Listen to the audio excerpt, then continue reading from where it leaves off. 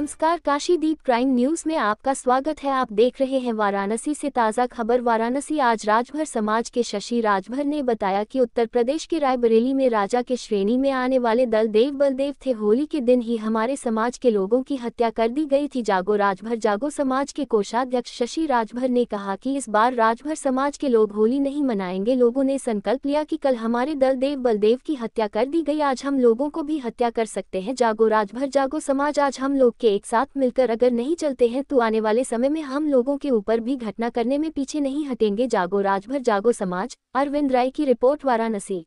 देखिए, वह बड़े भाई मिंटू राजभर जी सही कह रहे हैं।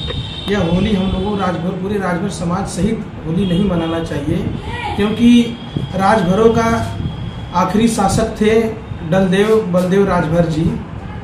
उस शासक जो मुगल शासक से युद्ध हुआ, मुगल शासकों ने दलदेव बलदेव राजभरों का धोखे से होली वाले दिन को ही हत्या किया था। इसकी वजह से राजभरों को होली नहीं मनानी चाहिए। और यह धोखा देने वाले राजभर समाज के राजा शासक जो राजभर समाज के शासक थे दलदेव बलदेव, इन लोगों के साथ इन लोगों के जो प्रजा थी वहाँ कुछ ब्राह्मण निवास करते थे। उनका जासूसी करने के लिए, मुगलों का जासूसी करने के लिए वहाँ जो निवास करने वाले ब्राह्मण कुछ निवास करते थे, वह जो मुगल शासक था वह अपना जासूस जो छोड़ा कि वह दलदेव बलदेव राजा के बल का उसको आकलन था कि यह सामने से अगर हम युद्ध करेंगे तो दलदेव बलदेव राजा के ऊपर हम लोग जो है कि युद्ध में पराजय हो जाएंगे, विजय प्राप्त नहीं कर पाएंगे। इसके वजह से वह अपना खुफिया तंत्र लगाया। तो वहाँ के कुछ धोखेबाज, एक तरह से कह लीजिए कि वहाँ के जासूस ने पता लगाया कि राजभरों के ऊपर कैसे विजय प्राप्त किया जाए। तो वहाँ के कुछ धूर्त थे जो धोखेबाज वहाँ के नागरिक थे। आज की डेट में जो ब्राह्मण अपने आप को कहते हैं, वह जासूसी का काम दलदेव बलदेव राजा के साथ किए। उन्होंने बताया कि होली का त्यौहार नज़दीक आने वाला है, यह बहुत बलशाली कौम है, यह जब युद्ध में किसी से हारते नहीं हैं, किसी से आज तक पराजय नहीं हुए हैं, तो इनको छल से ही मारा जा सकता है। तो इसीलिए राजभरों के साथ होली को उस दिन हथियार राजभर नहीं उठाते थे, पूजा पाठ करके हथियार को रखते थे, 3 दिन तक हथियार नहीं छूते थे। इसीलिए वह मुगल जो शासक था, ठीक होली के दिन जब राजभर समाज के लोग उस जो दलदेव बलदेव राजा शासक थे, वह इतना प्रजा का ख्याल रखते थे, वह हिंदू जाति के चाहे जो भी किसी बिरादरी के लोग रहते थे, वह दलदेव बलदेव की बात मानते थे और उनके नेतृत्व में जितनी भी सेना थी युद्ध करने के लिए तैयार थी। लेकिन हमारे ही राज्य में कुछ ऐसी प्रजाएं थी जो दलदेव बलदेव शासक से जलन की भावना रखती थी।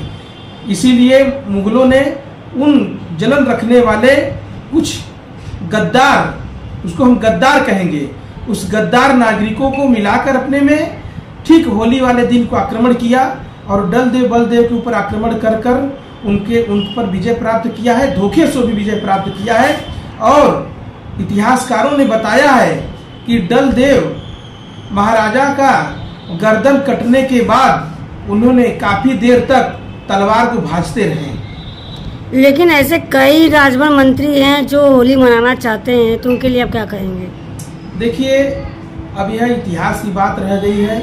अब धीरे धीरे इस कहानी को लोग भूलते गए हैं, लेकिन हमारे इतिहास को छुपाया गया है, लोगों को बताया नहीं गया है। इसीलिए आज के जो मंत्री हैं इस नए युग में चल रहे हैं, वह अपने सत्ता के लालच में, स्वार्थ के लालच में राजभरों के इतिहास को परिवर्तन की तरफ लेकर जाना चाहते हैं। लेकिन कुछ राजभर ऐसे है जो आज भी होली नहीं मनाएंगे। जैसे हम लोग होली मनाने, हम जब से हमको जानकारी हुई है तब से हम भी होली नहीं मनाते हैं। न किसी के यहाँ अबीर लगाने जाते हैं, न किसी को टीका लगाने जाते हैं, न रंग लगाने जाते हैं। और हमारे जितने जानकार लोग हैं जिनसे हमारी बातें होती हैं वो अपने घर में बैठकर होली का दिन बिता लेते हैं, लेकिन अब वो हर्ष और त्यौहार के रूप में होली को नहीं मनाते हैं। काशी वासियों से क्या कहना चाहेंगे? हम देखिए काशी वासियों को यही संदेश देना चाहते हैं कि होली को लोग एक त्यौहार के रूप में मना रहे हैं, तो मांस और मदिरा नहीं खाना पीना चाहिए, जिससे लोगों का सौहार्द प्रेम बना रहे।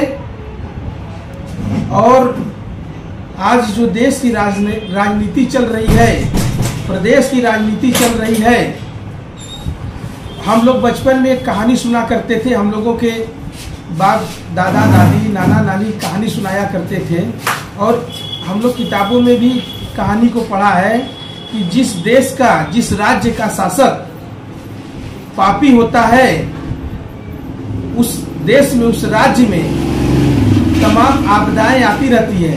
जैसे वर्तमान में चल रही है तमाम आपदाएं आ रही हैं, तमाम आपने देखा। तो ऐसे में आपका निशाना सीधे सीधे देश के प्रधानमंत्री और मुख्यमंत्री को जा रहा है। हम देखिए मुख्यमंत्री हो चाहे प्रधानमंत्री हो, जो हमने बचपन में कहानी सुना आज वो मेरे सामने प्रत्यक्ष हो रहा है कि कोरोना काल आया इन्हीं के शासन में, और लॉकडाउन लगा इन्हीं के शासन में। तमाम हमारे देश में इतनी मृत्यु हुई कि लकड़ी तक जलाने के लिए नहीं मिला, और जब बीमारी आपदाएं आई डॉक्टर घरों में बैठकर पेशेंटों का इलाज नहीं कर पाए। और आपने भी हाल ही में देखा महाकुंभ लगा था, यह महाकुंभ में भी लोगों को धोखा दिया गया और धोखे में बताया गया। हमें जानकारी है 2013 में महाकुंभ लगा था, तो मैं खुद महाकुंभ में स्नान करने गया था, उस समय भी यही बात बताई गई कि लोग स्नान करेंगे तो समझिए उनका जीवन तर जाएगा। आज वह 12 साल बाद फिर कुंभ लगा, इसको भी महाकुंभ नाम दिया गया कि यह भी 144 साल बाद लगा गया है, मतलब 144 बाद महाकुंभ लगा है। मुझे यह बात नहीं समझ में आती है, यह महाकुंभ संतों के लिए लगता है कि आज के नेता राजनीतिक लोग अपने लिए लगा रहे हैं महाकुंभ, या जनता के लिए लगता है। हम लोगों ने पहले इतिहास में देखते थे, सुनते थे कि जब महाकुंभ लगता है तो गंगा जी के किनारे साधु संत आते हैं, अपना उनका जो क्रियाकर्म होता है, मंत्र जाप होता है, वो अपना करते हैं। कुछ लोग वहाँ देखने के लिए जाते थे, वहाँ सरकारी व्यवस्थाएं होती थी, लेकिन इस बार इसका प्रचार प्रसार किया गया, संतों को डिस्टर्ब हुआ। हमारे जो देश के संत हैं, जो तपस्वी हैं, उनको डिस्टर्ब किया गया। ऐसे कुंभ में प्रचार प्रसार करके वहाँ हमारे जो यह सदियों से चली आ रही है कुंभ का, वहाँ जो एक तरह से वह पर्व, सांस्कृतिक पर्व हम उसको कह सकते हैं, जिससे इस बार भगदड़ हुआ है, इसलिए काफी निंदनीय है। यह हमारे संस्कृति और संस्कार के साथ खिलवाड़ किया गया है।